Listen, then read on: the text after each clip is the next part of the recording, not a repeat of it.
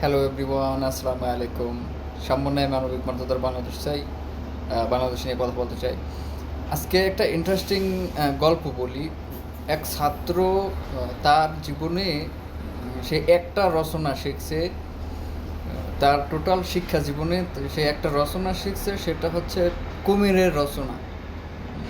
তো সেই কুমিরের রচনার মূল একটা বিষয় ছিল যে কুমির দেখতে অনেক লম্বা, তারপর কাটা কাটা, তার লেজ হচ্ছে খাস কাটা খাস কাটা খাস কাটা। এটা ছিল তার রচনার শেষ অংশ, অর্থাৎ একেবারে শেষের অংশটা।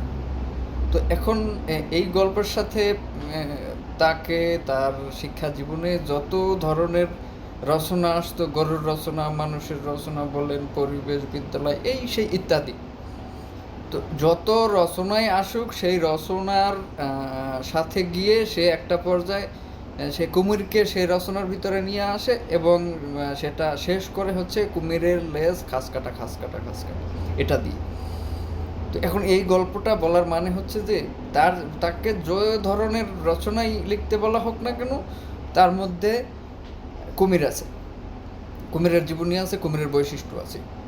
তো এখন বিষয়টা হচ্ছে যে রাজনৈতিক মহলে এখন বেশ কিছু রাজনৈতিক দলের মধ্যে একটা বিষয় চলে আসছে কুমিরের রচনার মতো, যে আপনি যাই যা বলেন না কেন, সংস্কার বলেন, এই বলেন, সেই বলেন, কোনো আলোচনা বলেন, টকশো বলেন, তো সমস্ত প্রশ্নের উত্তরের শেষের অংশটা হচ্ছে যে নির্বাচন, এবং নির্বাচনের মাধ্যমে রাজনৈতিক দল ছাড়া আসলে রাষ্ট্র চালানো সম্ভব না, রাষ্ট্রের পরিস্থিতি নিয়ন্ত্রণ করা সম্ভব না। তার মানে আপনাকে যেই ধরনের প্রশ্ন করা হবে সেই প্রশ্নের সাথে রিলেটেড একটা জিনিস হচ্ছে, সেটা হচ্ছে যে নির্বাচন এবং রাজনীতিবিদদের হাতে ক্ষমতা তুলে দেওয়া।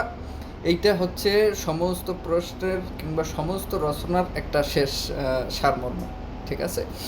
তো ধন্যবাদ সবাইকে, ভালো থাকবেন, সুস্থ থাকবেন।